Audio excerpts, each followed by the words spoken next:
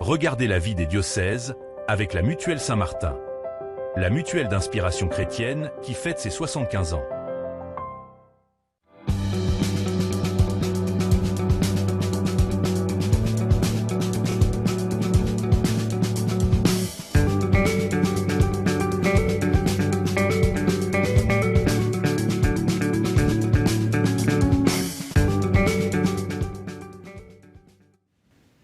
Bonjour à toutes et à tous, bienvenue sur KTO Télévision et KTO Radio pour la vie des diocèses où nous partons chaque semaine à la découverte d'un territoire, d'un diocèse et de son évêque.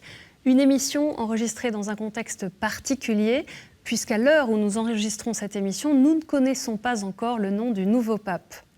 Aujourd'hui, nous partons donc dans le cœur de la France où se trouve le diocèse de Moulins qui correspond au département de l'Allier.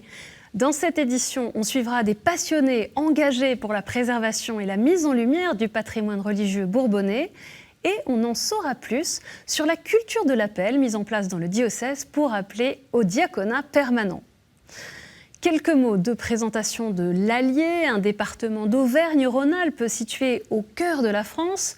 Ce berceau historique de la dynastie royale des Bourbons s'articule entre les trois agglomérations principales, Montluçon, Moulins et Vichy, et la campagne. Un département dont les territoires ruraux sont marqués par une population vieillissante. Et pour parler du diocèse de Moulins, je reçois son évêque, Monseigneur Marc Beaumont. Bonjour Monseigneur. Bonjour. Je viens de présenter en quelques mots l'Allier. Vous êtes en charge donc, du diocèse de Moulins. Comment est-ce que vous pouvez nous présenter ce diocèse en quelques mots ? C'est un beau diocèse. Voilà, je l'ai découvert il y a 4 ans maintenant. Il est très attachant.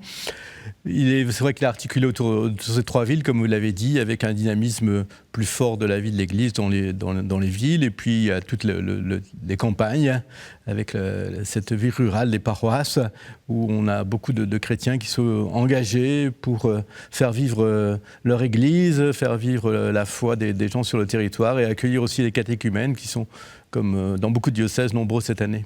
On pourra en reparler ensemble au long de cette émission. Au début, justement, de cette émission, quelques dates pour mieux connaître votre parcours. Monseigneur Marc Beaumont, vous venez de le dire, évêque de Moulins depuis 2021. Vous venez du département du Nord, né à Cambrai en 1961. Vous avez obtenu un brevet d'éclairagiste et un DUT en génie électrique avant d'être ordonné prêtre en 1990 pour le diocèse de Cambrai.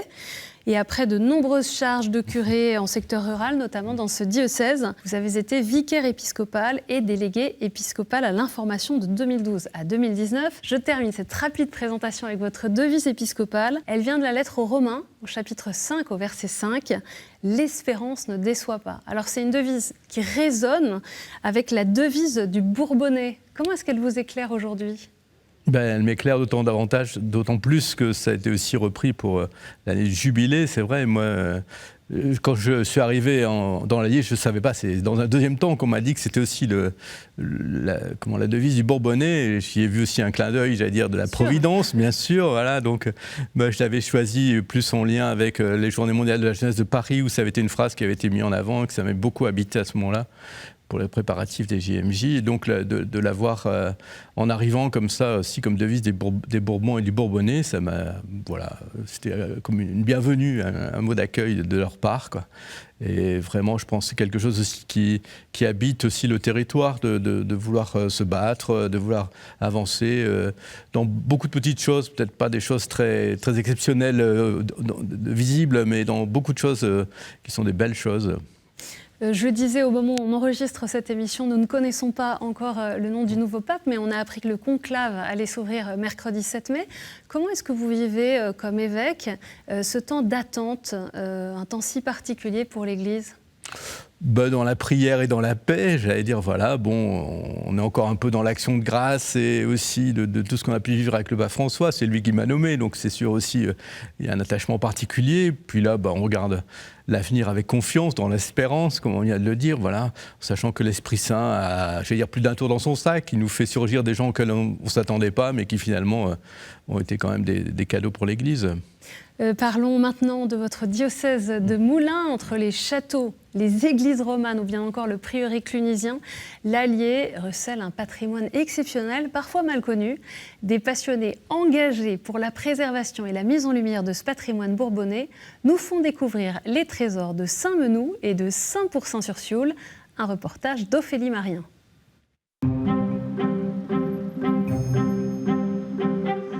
Christiane, Alix et Maurice font partie de la MEG, l'association des amis de l'église de Saint-Menou.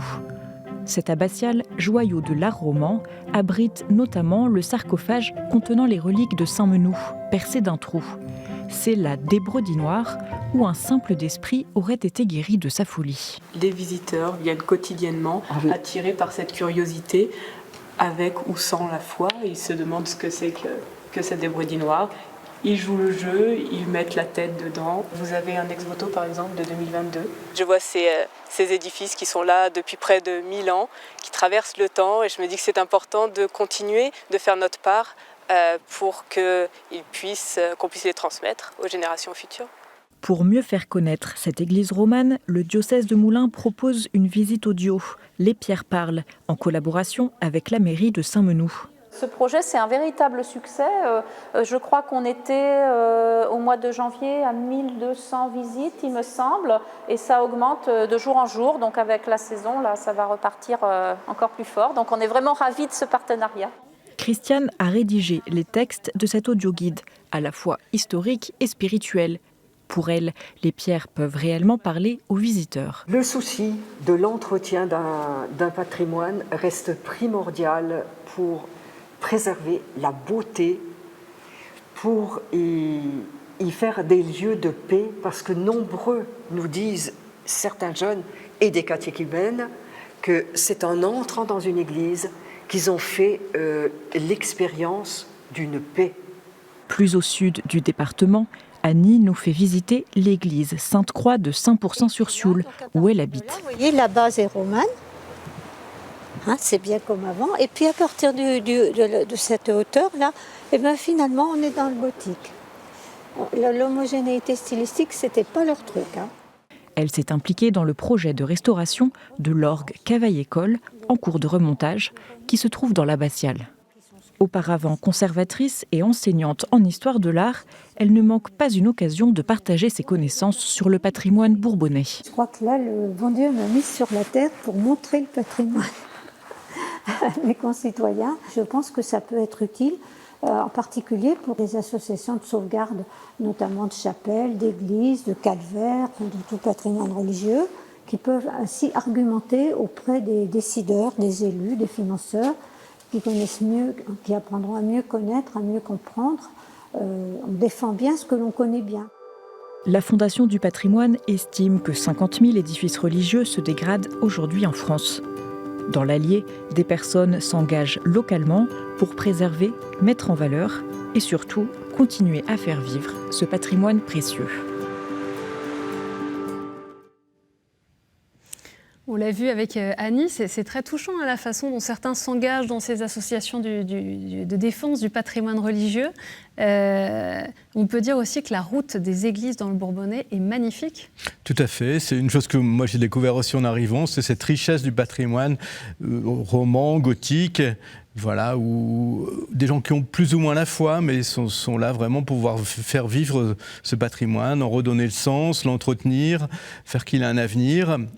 Et puis aussi pour beaucoup de musique et de conférences autour du patrimoine, ce qui fait aussi qu'on se bat pour que les orgues soient remis en état, comme on a vu là. Ça fera le deuxième orgue que je réveillerai cette année avec celui de Saint-Pourçain, donc fin août.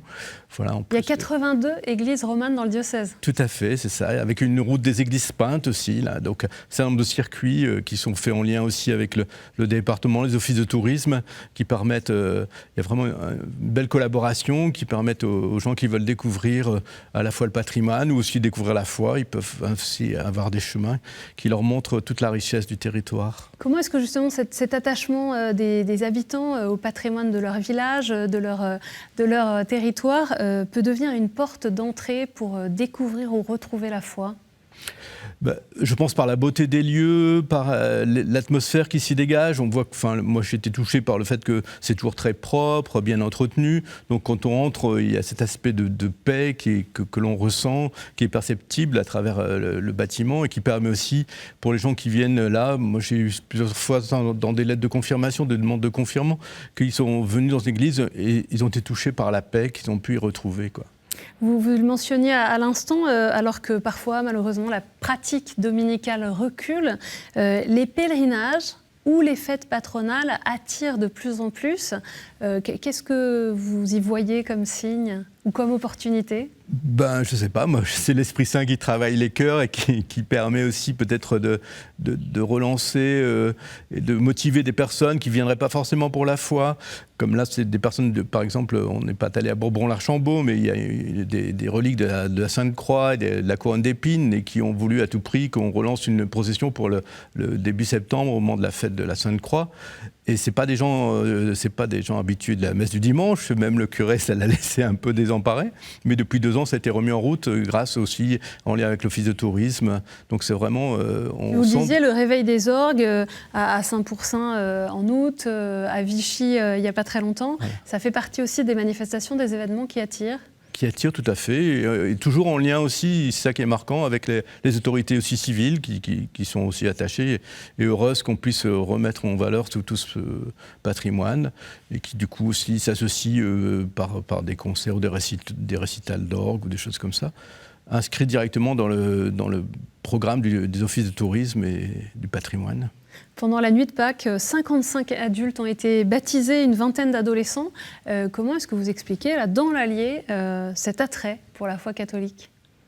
Je pense qu'on n'est pas, même si c'est le cœur de la France profonde, on n'est pas étranger à ce qui se vit au niveau de l'ensemble de la France. Je pense qu'il y a quelque chose d'une recherche de spiritualité, peut-être de recherche d'identité aussi, qui fait que des gens se retrouvent aussi Qu'est-ce qu'ils vous disent dans les lettres ? Parce que comme évêque, vous avez lu les lettres de ceux qui sont devenus les néophytes. Souvent, c'est quand même face à une épreuve de la vie, soit le décès d'un grand-père, d'une grand-mère, parce que c'est des gens qui sont relativement jeunes, donc qui se reposent la question de la foi ou un engagement qu'ils ont pris. J'avais promis à ma grand-mère d'être baptisée un jour.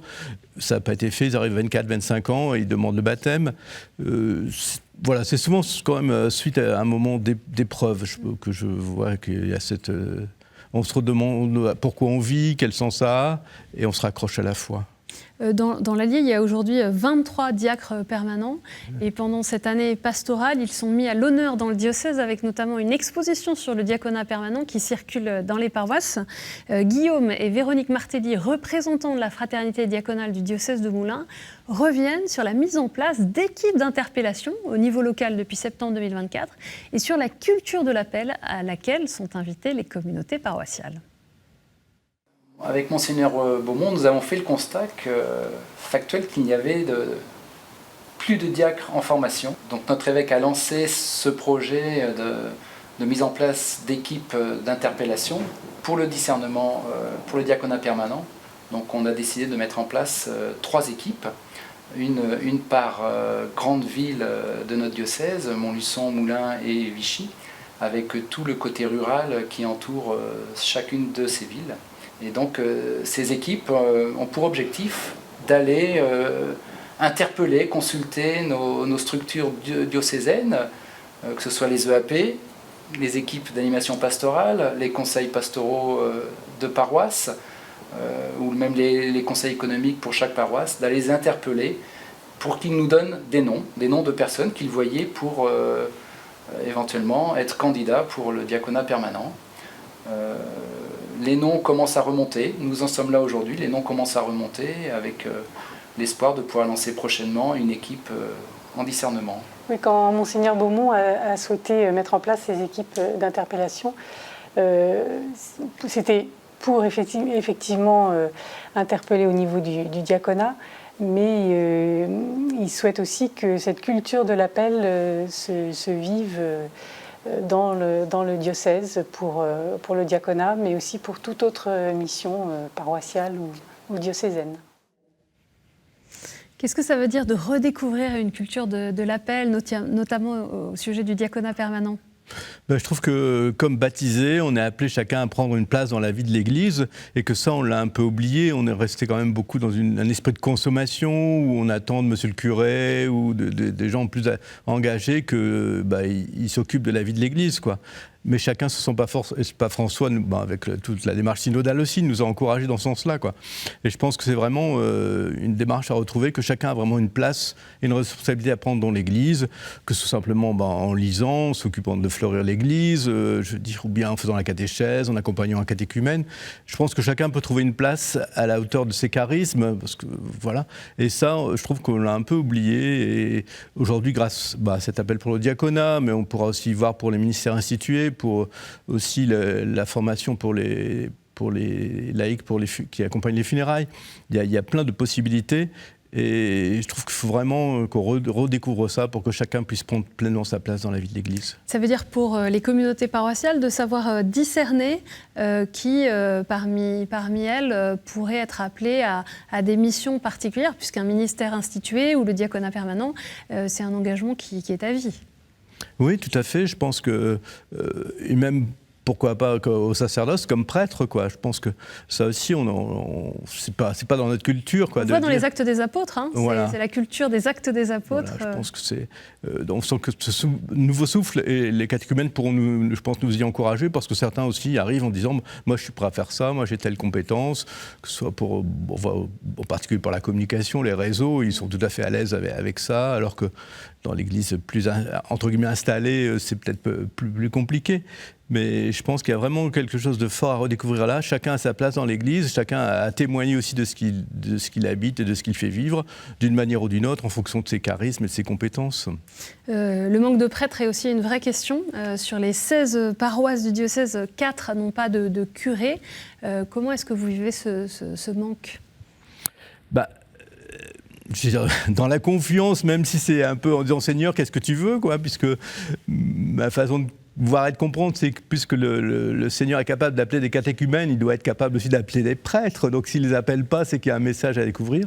Et la charge de curé, elle ne peut pas revenir à tous les prêtres. Là aussi, il y a des questions de charisme et de capacité. Et c'est vrai que tout le monde n'a pas forcément cette capacité de gérer une paroisse. D'ailleurs, certains sont plus à l'aise dans les aumôneries ou dans le service des accompagnements des groupes, quoi. Voilà. Donc, ce qui fait qu'effectivement, des prêtres... Et puis, nous avons la chance d'accueillir des prêtres fidei Donum. En venant d'ailleurs, il faut leur laisser aussi le temps un peu de découvrir la vie de notre mode de fonctionnement, la vie des paroisses, qui sont quand même un peu différentes de chez eux. Donc, cela, il faut bien qu'ils aient aussi une manière de vivre. Et en étant insérés dans des équipes de prêtres, ça leur permet de trouver une place.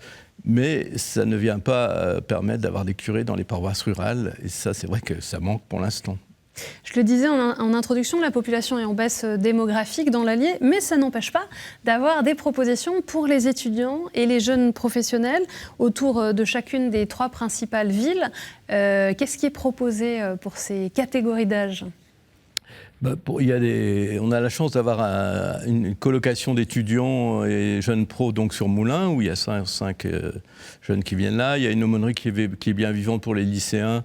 Donc chaque semaine et tous les mois, il y a des rencontres. Pour les jeunes pros, au niveau de l'ensemble du diocèse, il y a eu ici, il y a quelques jours, une retraite au début du carême à l'abbaye de Ceffonds pour les jeunes pros. Ils étaient 25, avec des nouvelles têtes que je ne connaissais pas. Donc je m'en suis réjoui auprès de la responsable de la pastorale des jeunes, auprès de Séverine, de voir que il y a tout un appel aussi là qui se vit entre eux, qui fait que...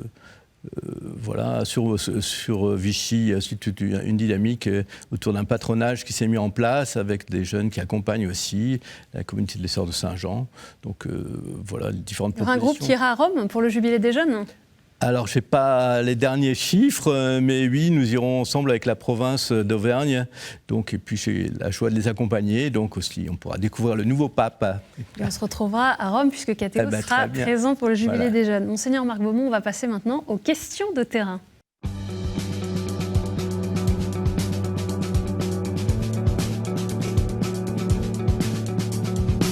Et on a une première question de Brigitte qui fait de l'alphabétisation au Secours catholique et qui est engagée auprès de l'ACAT à Moulins. Bonjour Monseigneur, je suis contente d'avoir cette occasion de vous poser la question qui me préoccupe depuis un certain temps. Je voudrais savoir quelle est la position de notre église de Moulins par rapport aux gens qui sont à la rue, par rapport aux migrants. Moi, je suis pour l'accueil de ces gens-là et faire tout ce qui est possible. Là, je ne vois pas comment ça pourrait être autrement. C'est vrai qu'il y a peut-être une petite recrudescence actuellement de gens qui sont plus en difficulté, mais on a la chance avec le Secours catholique d'avoir un accueil de jour qui permet au moins à ces gens de pouvoir venir prendre un café, de pouvoir prendre une douche et d'être accueillis dans des conditions un peu de convivialité aussi. C'est une réalité qui marque beaucoup le territoire, ce qu'on a entendu, notamment l'été dernier au moment des Jeux Olympiques. Il y avait eu de nombreux transferts de personnes sans domicile fixe, de personnes migrantes sans papier, un peu partout en France. L'Allier est beaucoup concerné, ou les villes principales ? Je n'ai pas l'impression que ce soit une réalité trop présente, quoi. C'est vrai que depuis quelque temps, on a retrouvé des gens qui étaient à la porte de l'église, dans quelques lieux, mais c'est quand même... c'est assez rare, c'est pas très courant, quoi. On va maintenant écouter une autre question de Nicolas, qui est diacre permanent et qui habite Bressolles. Père, bonjour. Nous sommes sur votre diocèse de Moulins, qui est structuré par 3 villes de taille moyenne, Vichy, Montluçon, Moulins, la préfecture, mais qui a une particularité, c'est un territoire très rural, avec une agriculture très diversifiée, des massifs forestiers, une grande rivière qui coule au milieu.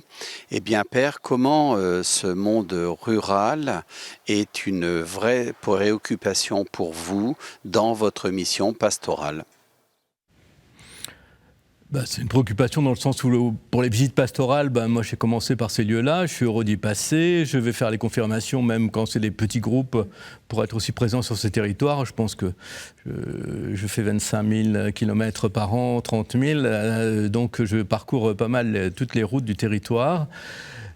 On a dit tout à l'heure les difficultés effectivement d'un certain nombre de paroisses qui n'ont pas de curé en charge, mais ça ne m'empêche pas de les visiter, d'écouter les chrétiens sur place et de voir comment avec eux on peut trouver des solutions pour que l'Église puisse continuer à vivre. Et puis une vraie attention aussi, puisque quand on préparait l'émission, vous me disiez que pour cet appel au diaconat permanent, vous aviez un vrai souci, notamment qu'il y ait des diacres permanents dans le rural. Voilà, tout à fait. C'était une des choses qui m'avait marqué aussi en arrivant, c'est qu'il n'y avait pas vraiment de diacre permanent originaire du monde rural. Il y en a un qui est du monde forestier, mais voilà, et que donc dans l'appel qui pourra venir et dans les noms qui pourront venir, je serai attentif particulièrement à ceux qui seront originaire du monde rural. On a une dernière question de Chantal, qui est retraitée et qui est sur la paroisse Notre-Dame de Moulins. Bonjour Monseigneur. Nous sommes revenus dans ce diocèse de Moulins avec joie, après avoir parcouru un peu le monde. Et nous avons une question, qu'est-ce qu'on peut faire pour proposer à des 65-70 ans de mieux se former, de participer? Je pense que c'est une tranche d'âge où on retrouve toute une vitalité et qu'il faudrait peut-être en profiter pour leur proposer quelque chose.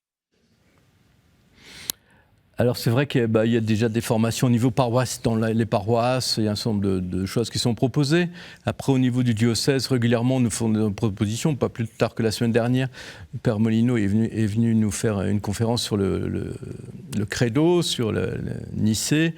Voilà, donc je pense qu'il y a chaque année, tous les 2 ans aussi, une formation de jour, c'était sur les nouveaux ministères cette année, où les laïcs sont bienvenus, accueillis et encouragés. Voilà, donc il y a peut-être encore sûrement à faire, mais je pense qu'il y a à Souvigny chaque mois un mardi SPI, un mardi matin, où il y a toujours un intervenant qui vient sur un sujet, un thème aussi, apporter de la matière, j'allais dire, à la fois intellectuelle et spirituelle. Je pense qu'il y a déjà pas mal de choses, sans doute qu'on pourrait faire mieux. En tout cas, Chantal nous rappelle la vitalité de ces jeunes retraités qui font partie aussi de tous ces bénévoles au service de l'Église et des paroisses. Une dernière question, Monseigneur Marc Beaumont, sur un événement à la fin de cette année scolaire, si on peut dire année pastorale en juin, la rencontre Festi-Famille. Qu'est-ce qui est proposé? Quand est-ce que ça a eu lieu dans les dernières minutes de cette émission? Voilà, c'est le dernier dimanche du mois de juin. Comme on n'a pas la chance d'avoir des ordinations tous les ans, on souhaitait finir l'année avec un temps festif au niveau du diocèse. Donc il y a à la fois un temps convivial de jeu, il y a un temps de célébration avec une messe en plein air et puis un temps après de partage. Voilà, donc c'est vraiment autour de la famille. L'Église universelle, c'est le thème de cette année. Voilà, et puis on pourra aussi rendre grâce pour tout ce qui a été vécu avec notre vicaire général qui part à la fin de l'année. Un temps festif, donc le rendez-vous est pris. Merci beaucoup, Monseigneur Marc Beaumont, d'être venu sur le plateau de la vie des diocèses. Pour en savoir plus sur le diocèse de Moulins, retrouvez les rendez-vous dont on vient de parler. Vous avez le site internet catholique-moulins.fr et cette émission est bien sûr à retrouver sur ktotv.com. Merci pour votre fidélité. Je vous donne rendez-vous la semaine prochaine.